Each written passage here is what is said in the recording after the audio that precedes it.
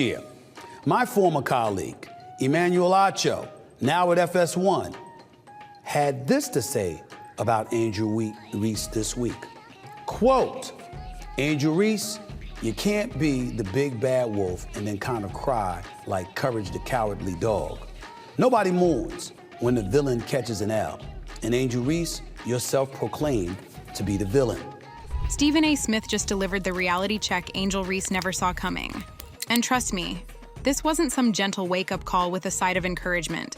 Angel thought she was untouchable. If you believed the media circus had reached its peak with post-game interviews and social media feuds, think again. Stephen A. didn't just challenge the narrative, he demolished it brick by brick. It's not about black and white, it's about that white player and that black player. Why? Because of the history that they had before they came to the WNBA. The burning question is, what triggered this verbal annihilation? Prepare yourself. It wasn't just another disappointing performance, it was a complete vanishing act on the biggest stage possible. Angel Reese had every opportunity to shine, every chance to prove the doubters wrong, and instead delivered a masterclass in how to disappear when it matters most. And Stephen A. Smith didn't hold back. He systematically dismantled the myth that has been built around her since that championship celebration. This wasn't analysis. This was an intervention. Not for Angel Reese's talent, which still exists somewhere, but for the delusion that she and Caitlin Clark belong in the same conversation. You know the narrative. The fearless competitor who never backs down. The future of women's basketball. The player who was supposed to elevate the entire league through pure force of personality and skill. But here's what happened when the cameras rolled and the spotlight found her. Stephen A. Smith looked directly into that camera and delivered the truth nobody wanted to hear. One of the things that we can't ignore, that part of the reason it was tough for Angel Reese when they lost Monday night is because LSU got their asses handed to them. Excuse my language, but it is necessary in this particular situation. Caitlin Clark gave it to them. Dropped 41, 9 of 18 shooting from three-point range, 9 of 20 to be exact, I'm sorry. And by the way, she put on an absolute show. She came out shooting from the logo and took it to them. She was clearly the best player on the court. And bust their living, you know what?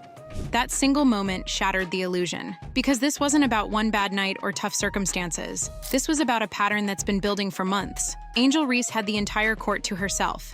The perfect setup to silence every critic and prove she belonged among the elite. Instead, she delivered 4 points in 27 minutes in a 35-point loss. That's not underperforming, that's vanishing. And Stephen A. Smith didn't pull punches. He called it for what it was. This performance was less, I'll show them, and more, oops, I forgot where the hoop was. That's not commentary. That's a eulogy for the myth of Angel Reese the superstar. And let's be real, this was never about just one bad game. This is about a pattern, a decline, a player who entered the league with more Instagram followers than made shots, and is now watching her box scores turn into punchlines. You can't want to be the villain, you can't pride yourself in being the villain, and then you lose, and all of a sudden you succumb to those emotions. That is true to some degree. Sure, she grabs rebounds, a lot of them. And fans will shout, but she had 12 boards. Great, what does that matter if you can't put the ball in the basket? Rebounds are only worth something if they lead to points. And right now, Angel is out there collecting rebounds like they're Pokemon cards, valuable only if you never actually use them. This is what Stephen A. Smith zeroed in on with surgical precision. You can box out 3 players and still watch your shot clang off the front rim. Reese is treating scoring like a bonus feature, a luxury, something she might get around to doing if the outfit's right and the lights hit her just right. But in the WNBA, that doesn't fly. This isn't college. You don't get minutes for vibes. You either produce or you disappear. And while Angel's struggling to find the net from 5 feet out, Caitlin Clark is out here changing the entire landscape of the league, even when she's not on the floor. Let that sink in. Clark was benched due to injury and still dominated the media, the headlines, the fan conversations, and yes, the locker room energy. I love this woman. I really do. I love this young lady. I had the pleasure of doing an event with her, during Iowa's homecoming, because my man Mark Shapiro for WME took me down there, and we were a panelist. 10,000 people showed up. It was absolutely phenomenal. This girl is the best in the world on a collegiate women's level. I don't care what anybody says. There's nobody better than her. She is a sensational talent. No question about it. She is the Steph Curry of women's basketball. Stephen A. wasn't just giving praise, he was making a statement. This league has stars, but Caitlin Clark is something else entirely. She's a phenomenon. And Angel? Well, right now, Angel Reese looks more like a TikTok trend than a cornerstone franchise player. You remember the milk crate challenge? Hype, excitement, disaster. That's Angel's season. Started high, took a shaky step, and now we're all watching the collapse in real time. Stephen A. even hinted at what everyone's afraid to say.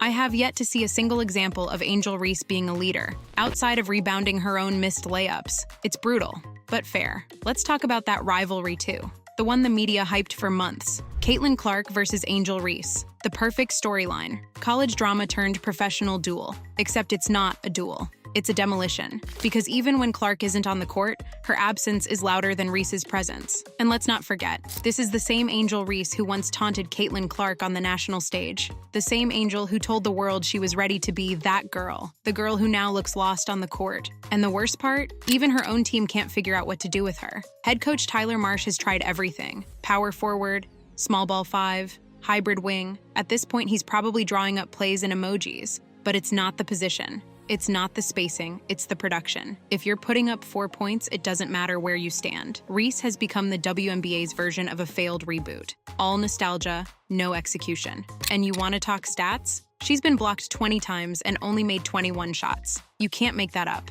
Stephen A. didn't even have to embellish. The numbers told the story. Angel Reese isn't just struggling. She's actively making her team worse on offense. And that's a problem, because the WNBA is full of hungry rookies. Players who were overlooked, underhyped, underpaid, and they're out there grinding for every bucket. Meanwhile, Angel's treating the game like a red carpet event. She'll spend more time matching her pregame boots with her jacket than hitting a layup, and fans are noticing. When the ball finds Reese now, you don't hear cheers. You hear sighs, the groan of 10,000 people bracing for another missed shot. Even her own teammates, who are busting their butts for every minute, have to be asking, why is she still on the floor? That's not speculation. That's reality. Angel Reese came into the league as a storyline, a brand, a walking quote. But the WNBA doesn't care about brands. It cares about buckets. And Stephen A. Smith made that crystal clear. If you're not scoring, assisting, or defending with impact, you're just taking up space on the court. And let's not ignore the elephant in the room. There were some ugly incidents this week. Racial animus allegedly thrown in Angel's direction.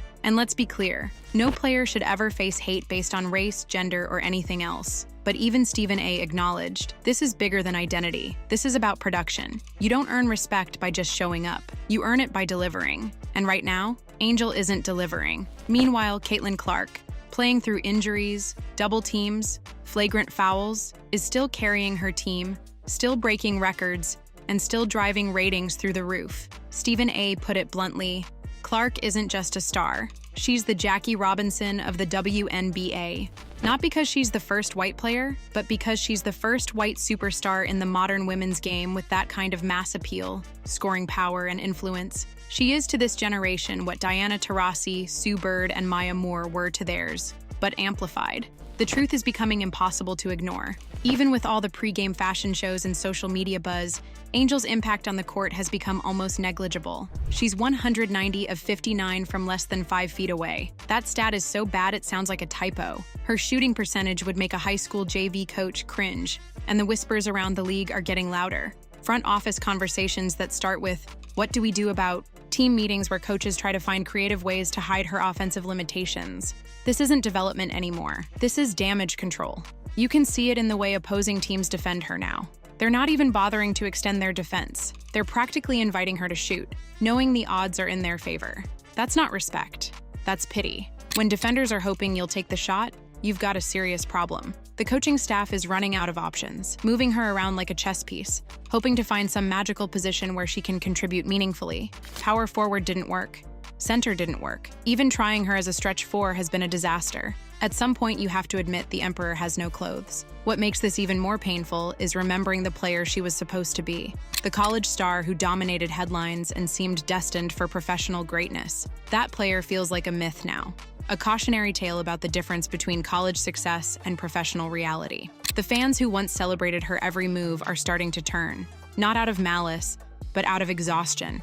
They want to cheer for something meaningful, not feel obligated to celebrate mediocrity. When your best highlights are defensive rebounds and animated bench celebrations, that's not a winning formula. And through it all, Caitlin Clark continues to rewrite what's possible in this league. Even injured, even sitting on the sideline, she remains the central figure in every conversation. Her absence creates more buzz than Angel's presence. That's not just about talent. That's about impact, relevance, and the kind of magnetic quality that separates stars from role players. Stephen A. Smith's assessment wasn't cruel. It was necessary. Someone had to say what everyone was thinking. The comparison between these two players isn't close anymore. It's not even in the same universe. One is revolutionizing women's basketball. The other is struggling to stay relevant in it. So here's the final reality check. Caitlin Clark has the game. Angel Reese had the hype. And the WNBA doesn't wait for hype to catch up. Stephen A. wasn't being harsh. He was being honest. The only question left now is this. Will Angel Reese wake up and rise to the occasion? Or will she become the league's greatest what could have been? Because Caitlin Clark's return is coming. And when she does, the gap between them, already wide, is going to become a canyon. And Angel better be ready.